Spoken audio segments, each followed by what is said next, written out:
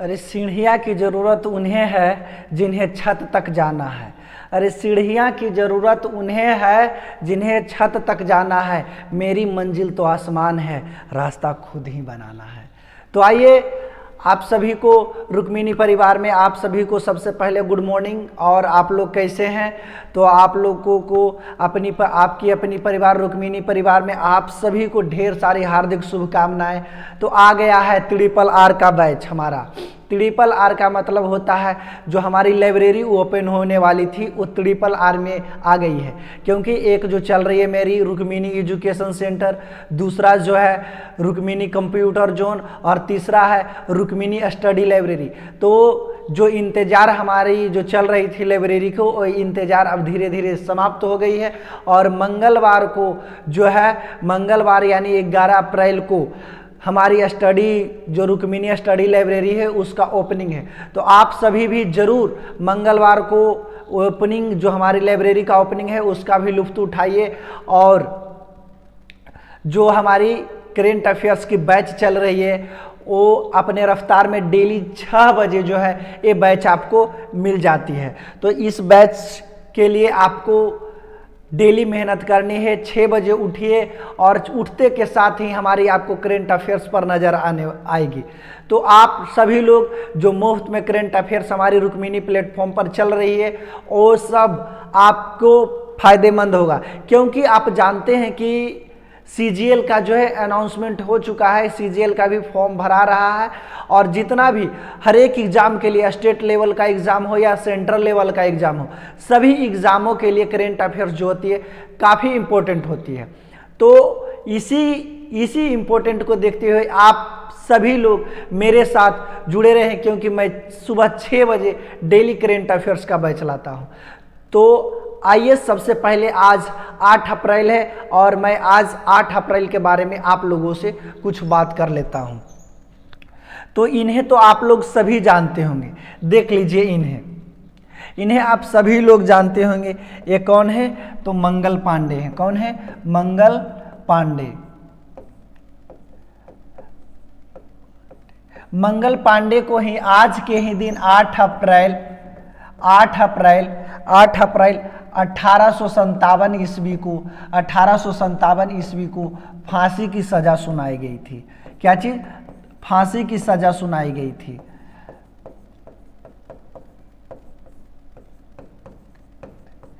आज ही का दिन जो है वो बहुत दुख का दिन एक तरह से कह सकते हैं, क्योंकि जब हमारे जो भारत में 1857 ईस्वी में जब सिपाही विद्रोह चल रही थी, तो वही सिपाही विद्रोह को अंग्रेज़ों ने दमन किया। क्योंकि ये मंगल पांडे जो थे वो आप लोग जानते होंगे, इससे पहले आपको जानकारी मिल गई होगी, चर्बी वाला कारतूस यानी जो कारतूस था उसको चर्बी बताया गया था, जिससे कि जो ये अंग्रेज को जो सिपाही थे, भारतीय जो सिपाही थे, इसको चलाने के लिए छोड़ दिए, क्योंकि उसमें जो कारतूस जो लगी होती थी उसको दांत से छीलना होता था और इसका सभी विरोध कर दिए। तो यही मंगल पांडे जो थे इन्होंने सभी को विरोध करवाया। इसी विरोध के चलते 8 अप्रैल 1857 ईस्वी को मंगल पांडे को फांसी दे दी गई थी। तो ये आज का दिन एक तरह से कह सकते हैं कि बड़ा खुशी का दिन भी है, क्योंकि ये देश के लिए अपने जान को कुर्बानी कर दिए और देश के लिए शहीद होना एक अपने आप में गर्व की बात होती है। तो आज एक बढ़िया दिन भी है, शुभ दिन भी है। तो आइए इसी के साथ आज 8 अप्रैल का जो मंगल पांडे का जो फांसी 8 अप्रैल को पड़ी थी, तो इसी के साथ मैं आज का करेंट अफेयर्स आपके साथ स्टार्ट करने जा रहा हूँ। तो देख लीजिए पहला क्वेश्चन जो हमारी है, फर्स्ट क्वेश्चन, हाल ही में किस देश के राष्ट्रपति को पोलैंड का शीर्ष पुरस्कार से सम्मानित किया गया है? हाल ही में पोलैंड के राष्ट्रपति द्वारा पोलैंड का शीर्ष सम्मान जो होता है किस देश के राष्ट्रपति को सौंपा गया है? तो यूक्रेन के राष्ट्रपति को जो सौंपा गया है पोलैंड का सर्वोच्च पुरस्कार।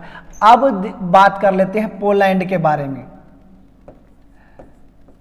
पोलैंड जो है पोलैंड के बारे में जान लेते हैं। पोलैंड की जो राष्ट्रपति हैं, सबसे पहले उनके बारे में जान लेते हैं। राष्ट्रपति कौन है? राष्ट्रपति कौन है? तो एंड्रीज डोडो हैं, डूडा।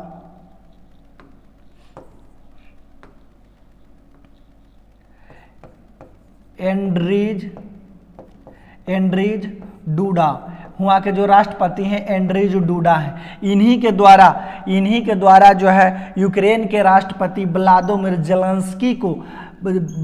जेलेंस्की को पोलैंड का शीर्ष पुरस्कार से सम्मानित किया गया है। और पोलैंड का जो शीर्ष पुरस्कार है उसका क्या नाम है? पोलैंड का शीर्ष पुरस्कार है उसका क्या नाम है? पुरस्कार का नाम जान लीजिए। पोलैंड का जो शीर्ष पुरस्कार क्या है?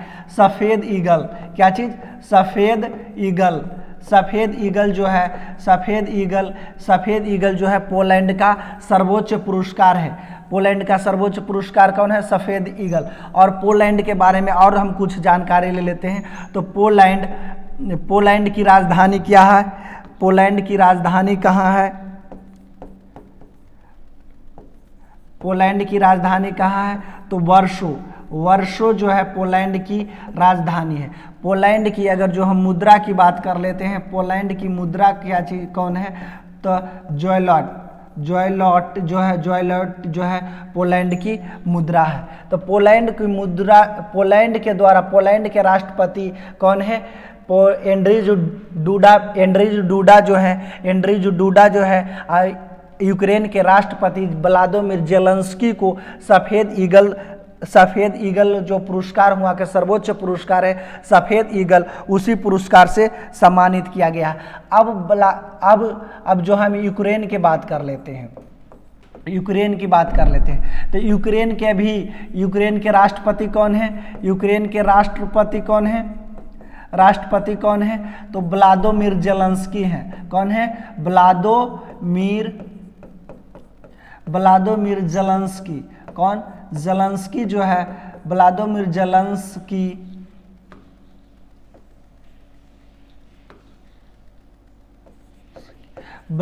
जेलेंस्की जो है कहाँ? यूक्रेन के राष्ट्रपति हैं। और हाल फिलहाल में इन्हें बहुत कौन सा अवार्ड मिला है उनके बारे में हम जान लेते हैं। सबसे पहले तो सफ़ेद ईगल का अवार्ड मिला है।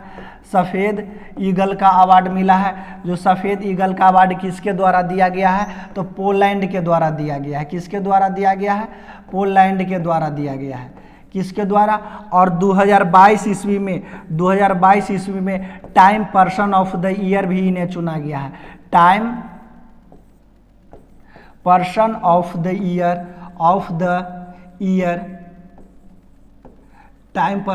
ईयर भी चुना गया है। और 2022 ईस्वी में चर्चिल लीडरशिप से भी नवाजा गया है। चर्चिल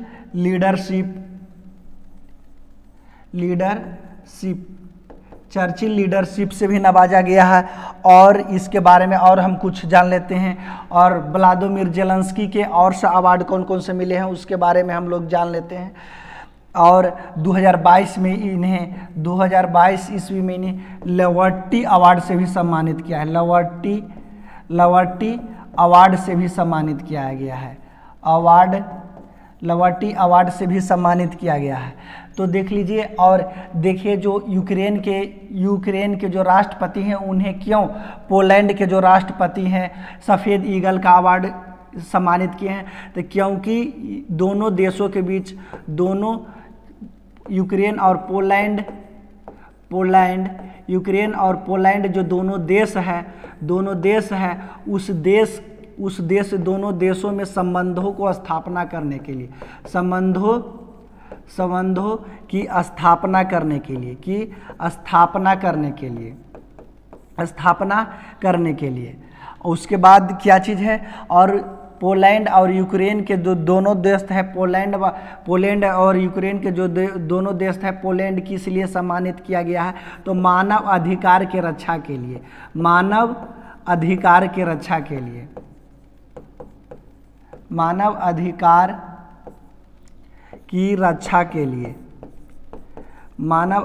की रक्षा के लिए और किस लिए सम्मानित किया गया है? और देख लीजिए जो है यूक्रेन के और किस लिए सम्मानित किया है, तो ये भी देख लीजिए, यानी सैनिक सहायता प्रदान करने के लिए, सैनिक सहायता प्रदान करने के लिए, प्रदान करने के लिए, सैनिक सहायता प्रदान करने के लिए, यानी कि इतना जो है पोलैंड, यूक्रेन और यूक्रेन के पोलैंड के जो राष्ट्रपति हैं एंड्रीज डूडा है, जो यूक्रेन के राष्ट्रपति व्लादिमीर जेलेंस्की को सफ़ेद ईगल के पुरस्कार से नवाजे हैं। और सफ़ेद ईगल का पुरस्कार पोलैंड का जो है सर्वोच्च पुरस्कार पोलैंड का कौन है, तो सफ़ेद ईगल पुरस्कार है। और 2022 ईस्वी में इन्हें time person of the year भी बताया गया है, और 2022 इसमें चर्चिल लीडरशिप में भी बताया गया, और 2022 में लवाटी अवार्ड से भी सम्मानित किया गया है। तो व्लादिमीर जेलेंस्की को इतना अवार्ड से सम्मानित किया गया। अब देखिए व्लादिमीर जेलेंस्की को क्यों जो है पोलैंड के राष्ट्रपति ने इन्हें पोलैंड के सर्वोच्च पुरस्कार जो सफ़ेद ईगल है उनसे सम्मानित किया गया है। तो इन दोनों देशों के बीच संबंध को स्थापना करने के लिए, संबंध को स्थापना के लिए इन पोलैंड को जो सर्वोच्च पुरस्कार है उससे नवाजा गया है। उसके बाद मानव अधिकार की रक्षा के लिए, यानी कि कोई भी देश का जो राष्ट्रपति या प्रधानमंत्री होता है वो सर्वोपरि होता है, वो सर्वोच्च होता है। जिस प्रकार से भारत का प्रधानमंत्री पीएम हमारे नरेंद्र मोदी जी हुए, वो भारत का सर्वोच्च नागरिक है, यानी कि भारत उनके ही हाथों में, हम लोग हैं उनके ही हाथों में। क्योंकि हाल फिलहाल के स्थिति में अफगानिस्तान के देखे होंगे कि तालिबान, अफगानिस्तान के जो प्रधानमंत्री हैं वो भागकर दूसरे जगह चल गए, तो अफगानिस्तान पर क्या बीता था वो तो देखबे किए थे, तालिबान वाले ने क्या बीते थे। कोई दूसरे देश वहाँ के नागरिक थे दूसरे जगह जा रहे थे क्योंकि तालिबानी लोग वहाँ हमले कर रहे थे। तो जेलेंस्की जो है एक बहादुर राष्ट्रपति भी कहा जा सकता है, क्योंकि उतना जो रूस के राष्ट्रपति हैं पुतिन बाबा, उन्होंने इतना अत्याचार किया है यूक्रेन पर, इतना हमला किया है, जिसको देखकर ये अपना न पद से इस्तीफा दिए और न ही हार माने, और मानव के अधिकार जो है उनको रक्षा करते रहे। इसीलिए पोलैंड जो है वहाँ के यूक्रेन के राष्ट्रपति व्लादिमीर जेलेंस्की को पोलैंड के सर्वोच्च पुरस्कार सफ़ेद ईगल के पुरस्कार से नवाजा गया है। तो ये है जो कहाँ के किस देश के राष्ट्रपति को, तो किस देश के राष्ट्रपति को नवाजा गया है, तो यूक्रेन के राष्ट्रपति को नवाजा गया है। पोलैंड के जो राष्ट्रपति हैं किसको नवाजे हैं, यूक्रेन के राष्ट्रपति को। कौन अवार्ड से, सफ़ेद ईगल का अवार्ड से। उसके बाद देख लीजिए, यही है सफ़ेद ईगल का अवार्ड, और यही है व्लादिमीर जेलेंस्की जो है यूक्रेन के राष्ट्रपति, और ये है जो है पोलैंड के राष्ट्रपति, पोलैंड के एंड्रीज डूडा जो हैं क्या चीज़, पोलैंड के राष्ट्रपति। इन्होंने व्लादिमीर जेलेंस्की को सफ़ेद ईगल के पुरस्कार से नवाजे हैं। नेक्स्ट देख लेते हैं, नेक्स्ट क्वेश्चन की ओर कहते हैं, हाल ही में किसे यंग यूरोलॉजिस्ट पुरस्कार से सम्मानित किया गया है। हाल ही में किसे जो है यंग यूरोलॉजिस्ट पुरस्कार से सम्मानित किया गया है, तो डॉक्टर नित्या अब्राहिम को यंग यूरोलॉजिस्ट पुरस्कार से सम्मानित किया गया है।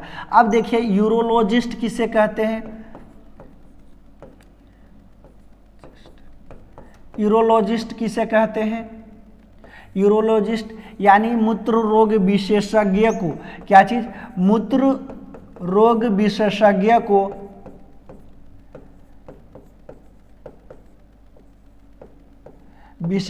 को मूत्र रोग विशेषज्ञ को यूरोलॉजिस्ट कहा जाता है। और यंग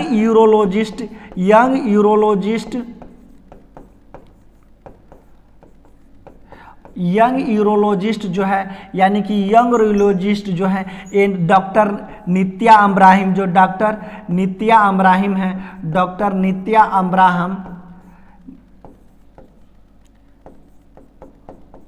अब्राहिम, जो डॉक्टर नित्या अब्राहिम है, सबसे बड़ी खुशी की बात है, इनको तो हमें सैल्यूट मारनी चाहिए क्योंकि ये भारत के हैं। कौन है? भारतीय हैं। ये सबसे बड़ी बात तो है, सबसे बड़ी बात तो है कि ये भारतीय हैं, इसीलिए यहाँ से मुख्य क्वेश्चन बन सकता है। या तो ये दूसरा देश के रहते तो उनसे कोई मतलब नहीं होता। और ये भारतीय हैं, इनको जो है यंग यूरोलॉजिस्ट पुरस्कार से सम्मानित किया गया है। और कि यह कौन देश सम्मानित करता है? तो अमेरिका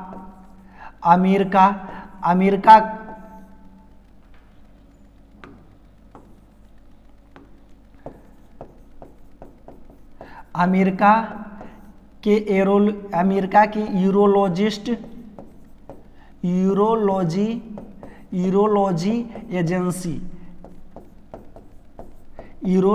यूरोलॉजी एजेंसी के द्वारा अमेरिका के यूरोलॉजी एजेंसी के द्वारा डॉक्टर नित्या दास को यंग यूरोलॉजिस्ट के रूप में सम्मानित किया गया है। सबसे पहले तो ये जान लें, भारतीय प्रोफेसर हैं डॉक्टर नित्या अब्राहिम। जो यूरोलॉजिस्ट किसे कहा जाता है? तो मूत्र रोग विशेषज्ञ को। तो डॉक्टर नित्या अब्राहिम को यंग यूरोलॉजिस्ट पुरस्कार से नवाजा गया है। तो यही है हमारे डॉक्टर नित्या दास। सभी मिलकर सैल्यूट मारिए, क्योंकि भारत का नाम जाकर बहुत सारे ऐसे लोग हैं जो भारतीय होते हुए दूसरे देशों में अपना नाम कर रहे हैं। तो उनके लिए तहे दिल से हमें आपको जो है भारत की तरफ से सलाम, और इसी प्रकार से आप लोग जो हैं भारत का नाम ऊंचा करते रहें। नेक्स्ट क्वेश्चन की ओर चलते हैं हम। हाल ही में कितने भारतीय क्रिकेटरों को एमसीसी लाइफ मेंबरशिप प्रदान की गई है? तो सबसे पहले हम लोग जान लेंगे एमसीसी क्या चीज़ है। एमसीसी के बारे में जानते हैं तो क्या चीज़ है?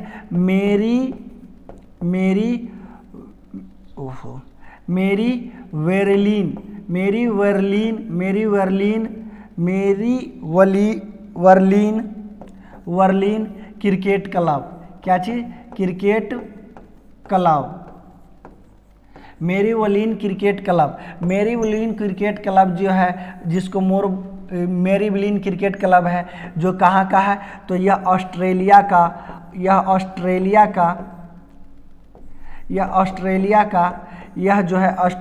का सबसे पुराना ग्राउंड है। क्या चीज़ है? सबसे पुराना ग्राउंड है।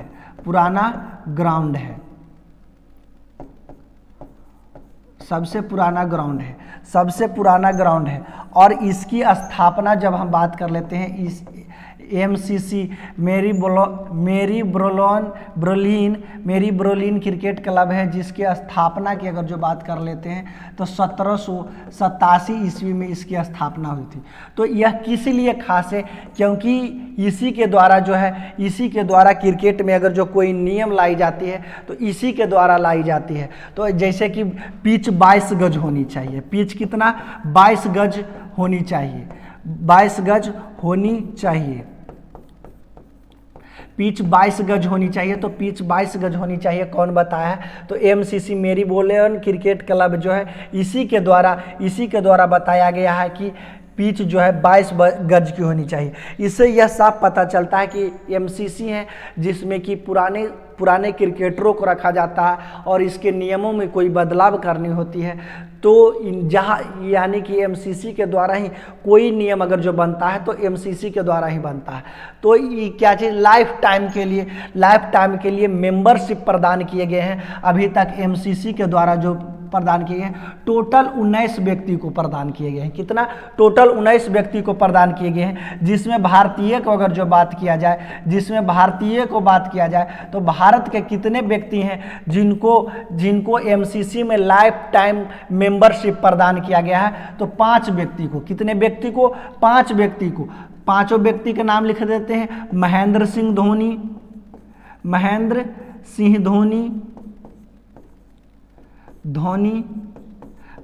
सिंह धोनी। उसके बाद कौन? युवराज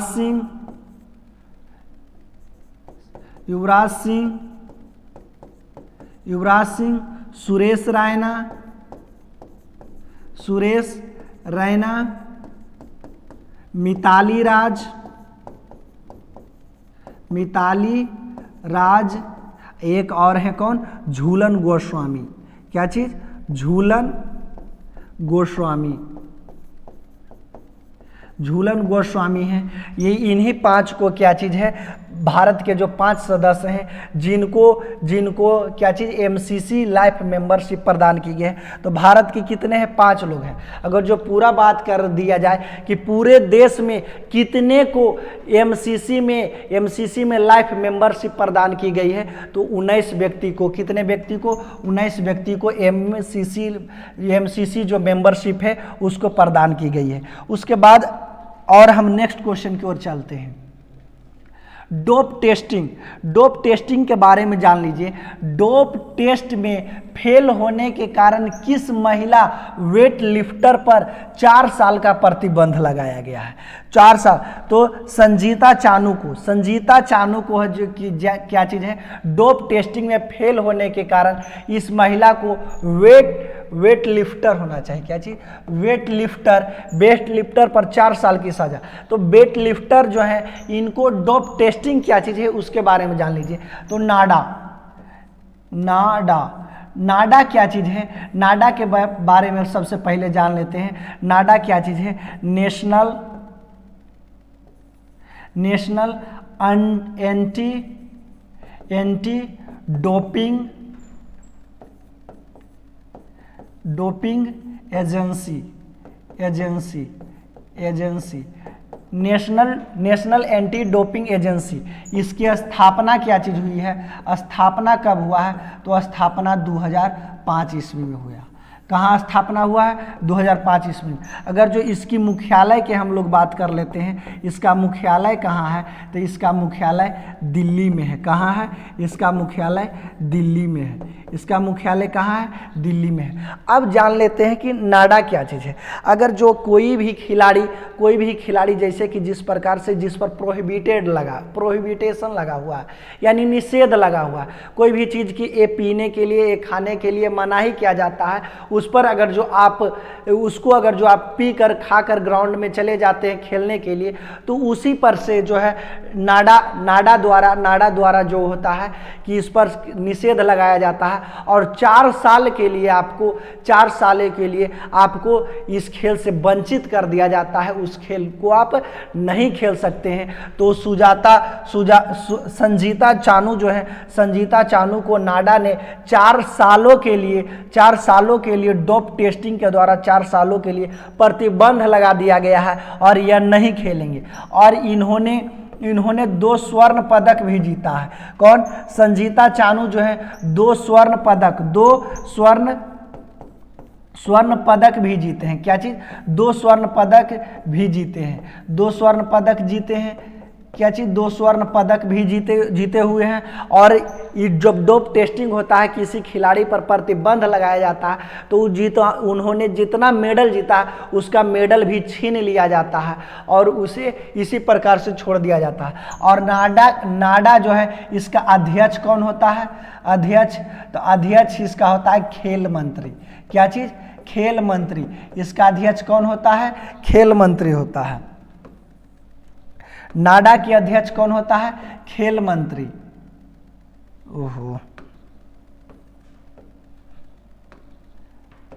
खेल मंत्री जो होता है नाडा के अध्यक्ष होता है। तो अभी बता दीजिए आप लोग कि खेल मंत्री भारत के कौन है? तो अनुराग ठाकुर। कौन है? अनुराग ठाकुर जो है खेल मंत्री। और ये तो भारत लेवल की बात कर लेते हैं कि अगर जो इंडिया में हो गई तब नाडा यूज किया जाता है। अगर जो विश्व की बात कर लेते हैं तो वाडा का यूज किया जाता है। किसका यूज किया जाता है? वाडा का यूज किया जाता है। तो आप वाडा क्या चीज हो जाएगा? वर्ल्ड एंटी डोपिंग एजेंसी जो है वर्ल्ड के लिए हो जाता है। और तो इसी कारण से संजीता चानू को 2 स्वर्ण पदक भी छीन लिया जाएगा। 4 साल के लिए प्रतिबंध लगाया जाएगा। 4 साल के लिए प्रतिबंध लगाया जाएगा। क्या चीज़? प्रतिबंध लगाया जाएगा और इन्हें नहीं खेलने दिया जाएगा। अब और कुछ जान लेते हैं। मीराबाई चानू के बारे में तो जानवे करते हैं, ये भी वेट लिफ्टर हैं। वेट लिफ्टर हैं। वेट लिफ्टर का मतलब क्या चीज़ होता है? वेट लिफ्टर सिल्वर मेडल, इन्होंने ओलंपिक में सिल्वर मेडल जीते हैं। वेट लिफ्टर यानी वेट उठाता वो वेट लिफ्टर है।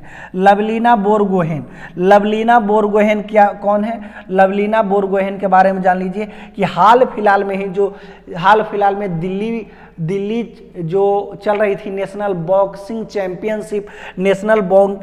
चैंपियनशिप में ही क्या चीज़ लवलीना बोरगोहेन ने 48 केजी को हरा करके 48 केजी वाले को हरा करके इन्होंने भारत के लिए गोल्ड मेडल जीती थी। और जो नेशनल बॉक्सिंग चैंपियनशिप जो हमारी चल रही थी, सबसे खास बात है कि वह दिल्ली में ही चल रही थी। कहाँ चल रही थी? दिल्ली में ही चल रही थी। भारत के तरफ से 4 गोल्ड मेडल आया था।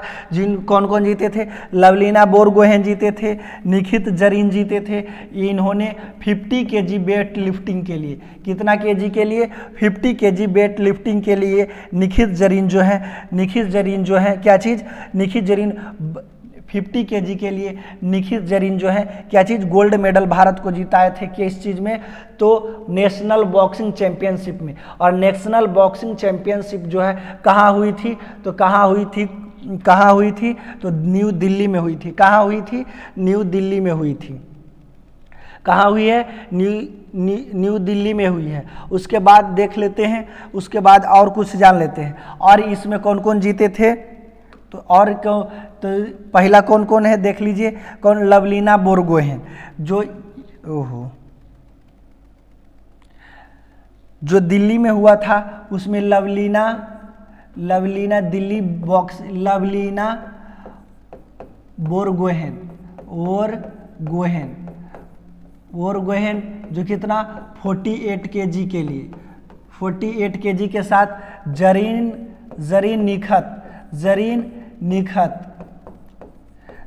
निखत जो है 50 केजी में, जरीन निखत क्या चीज़?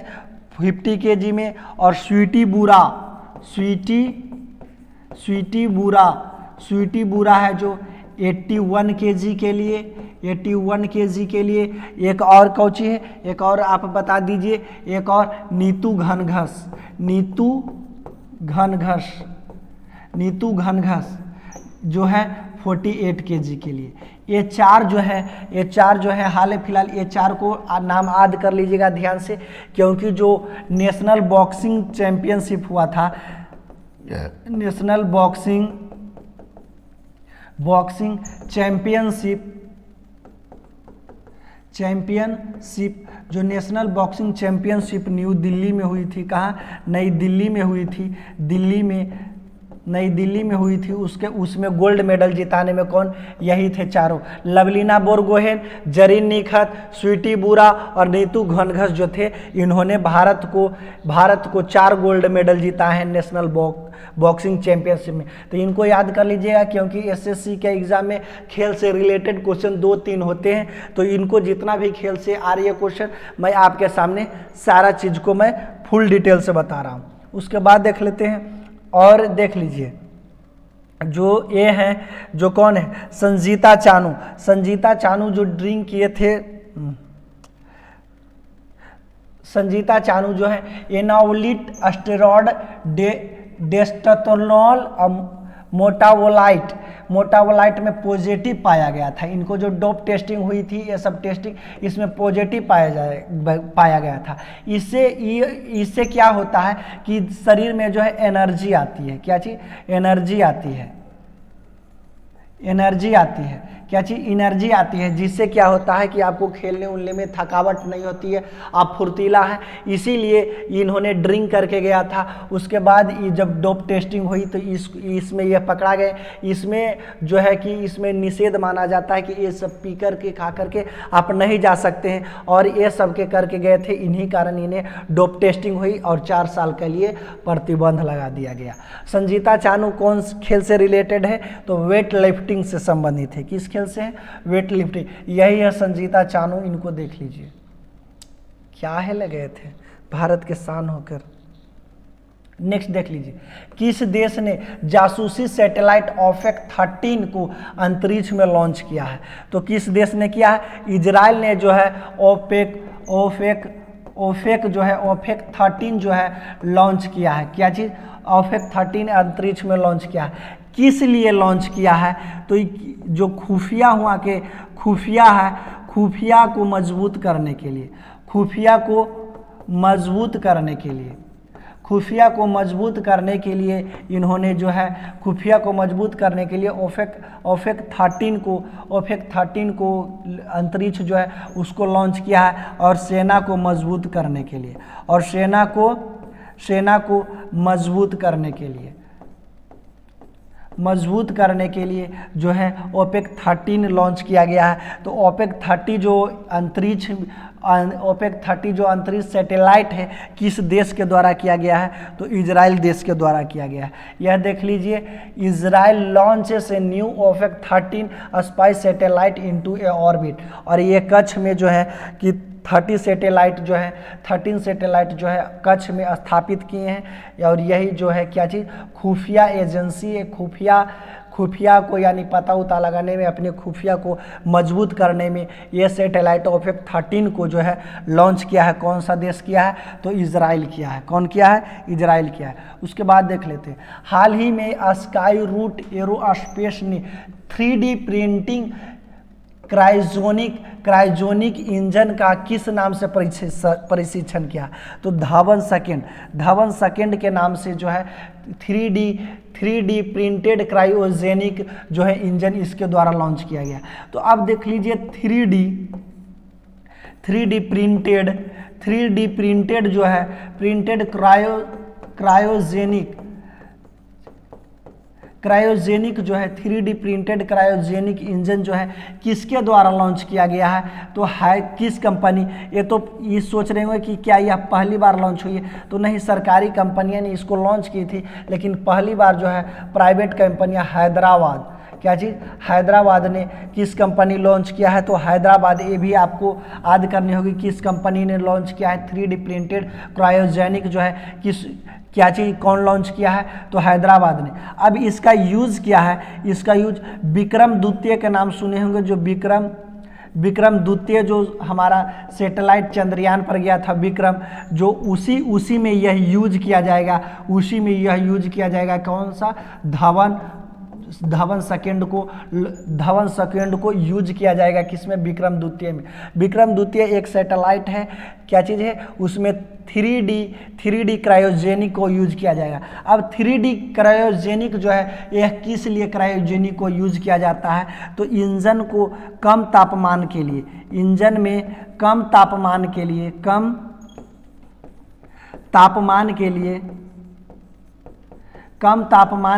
यूज किया जाता है।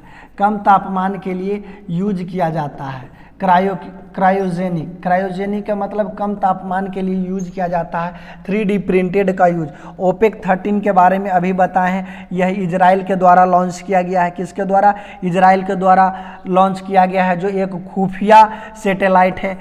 धवन 1 के बारे में जानते हैं कि यह विक्रम 1 में यूज किया जाता है। वन वेब जानते होंगे कि यह जो है वन वेब, भारत ने 36 सैटेलाइट एक बार में ही यूज किया था। कौन? 36 सैटेलाइट जो एक बार में यूज किया था, उनका वन वेब 2 नाम है। और LVM 3 द्वारा लॉन्च किया गया था। किसके द्वारा? LVM जो है हमारा यानी सैटेलाइट को ऊपर ले जाने वाला गाड़ी जिसको कहते हैं LVM, यानी वन वेब 2 है। देख लीजिए, वन वेब 2 है। Sky root aerospace 3D image कहाँ गया? यही है स्काई रूट्स इमेज जो 3D क्रायोजेनिक है, वही है 3D क्रायोजेनिक है। उसके बाद देख लीजिए हम लोग बांध एवं परियोजनाओं, तो इसी प्रकार से जो हमारी करेंट अफेयर्स की दायरा है बिल्कुल फुल डिस्कशन के साथ चलती है। इसमें नो डाउट कि आपको कोई क्वेश्चन अगर जो एग्जाम में आ जाए तो वो छूट जाएगा, इसमें कोई दिक्कत की बात नहीं है, ये छूटने वाला नहीं है, क्योंकि मैं जो क्वेश्चन करवाता हूँ पूरी डिस्कशन के साथ करवाता हूँ। और स्टैटिक भी मेरी जो चल रही है बहुत ही अपने रफ्तार में चल रही है।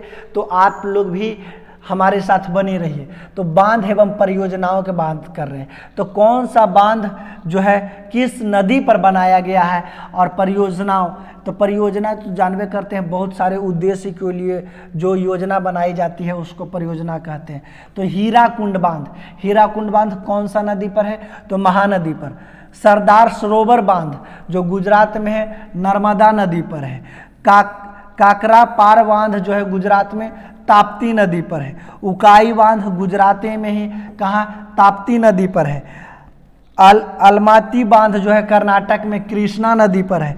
कृष्णा सागर बांध जो है कर्नाटक में कावेरी नदी पर है।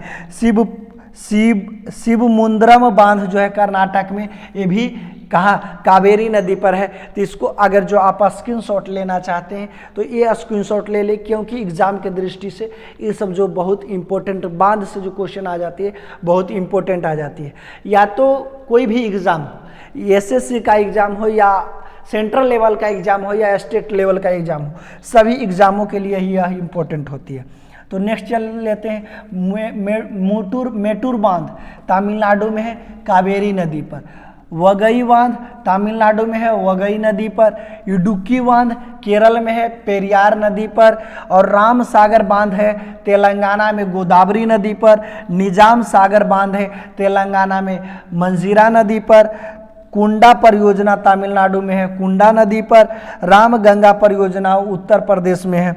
घाट प्रवाह परियोजना जो है कर्नाटक में, घाट प्रवाह नदी पर। कहाँ, तो इसी प्रकार से जो है हमारी परियोजनाएं चल रही है। तो इसको भी आप बढ़िया से ध्यान में रख करके, भद्रा परियोजना, स्थिर हो जाओ, क्या चीज़, भद्रा परियोजना जो है कर्नाटक में भद्रा नदी पर है। पानामा परियोजना जो गुजरात में है, पानामा नदी पर है। श्रीशैलम बांध जो है आंध्र प्रदेश में, कृष्णा नदी पर है। जय कवाड़ी बांध जो है महाराष्ट्र में, गोदावरी नदी पर है। कोयना बांध महाराष्ट्र में है, कोयना नदी पर है। नागा अर्जुन सागर बांध है जो कृष्णा नदी पर है। कौन सा नदी पर है, कृष्णा नदी पर से है। तो इसी प्रकार से जो हमारी परियोजनाएं चल रही है, तो आपको एक बार रिपीट, एक बार दो बार रिपीट करने से क्या चीज़ हो जाएगी, याद हो जाएगी। तो हमारे साथ भी आप बोल करके प्रैक्टिस कीजिए ताकि आपको याद करने में कोई तकलीफ ना हो। तो भाद्रा परियोजना बोलिए एक बार आप लोग भी, भाद्रा परियोजना कर्नाटक में भाद्रा नदी पर। पनामा परियोजना गुजरात में, पनामा नदी पर। श्रीशैलम बांध जो है आंध्र प्रदेश में, कौन सा नदी पर, कृष्णा नदी पर। जयवाड़ी बांध महाराष्ट्र में है, गोदावरी नदी पर। जायकवाड़ी बांध जो है महाराष्ट्र में, गोदावरी नदी पर। जायकवाड़ी बांध कहाँ है, गोदावरी नदी पर। कहाँ है, तो महाराष्ट्र में। किस नदी पर, गोदावरी नदी पर। कोयना बांध जो है महाराष्ट्र में, कोयना बांध कहाँ है, तो महाराष्ट्र में। कौन सा नदी पर, कोयना नदी पर है। नागा अर्जुन जो सागर बांध है, नागा अर्जुन सागर कौन सा नदी पर है, तो कृष्णा नदी पर। इसी प्रकार से जो हमारी स्टैटिक और करंट अफेयर्स की क्लास चल रही है, आज के लिए इतना ही। तो हमारे साथ डेली बने रहिए रुक्मिणी एजुकेशन प्लेटफॉर्म पर और लुफ्त उठाइए फ्री करंट अफेयर्स बिल्कुल फुल डिस्कशन के साथ, और आप भी लुफ्त उठाइए। और अगर जो पसंद आया है तो चैनल को आगे शेयर भी कीजिए और बेल आइकन को दबाना ना भूलें, और सब्सक्राइब भी, अगर जो आप नए हैं तो हमारे चैनल को सब्सक्राइब करें, क्योंकि हमारे जो क्लास है डेली सुबह 6 बजे उठते के साथ ही आपको यह नज़र आने वाली है। तो कौन सा, तो जो हमारे करंट अफेयर्स की क्लास है रुक्मिणी एजुकेशन प्लेटफॉर्म पर। तो इसी के साथ मैं आपसे कल मिलता हूँ। धन्यवाद।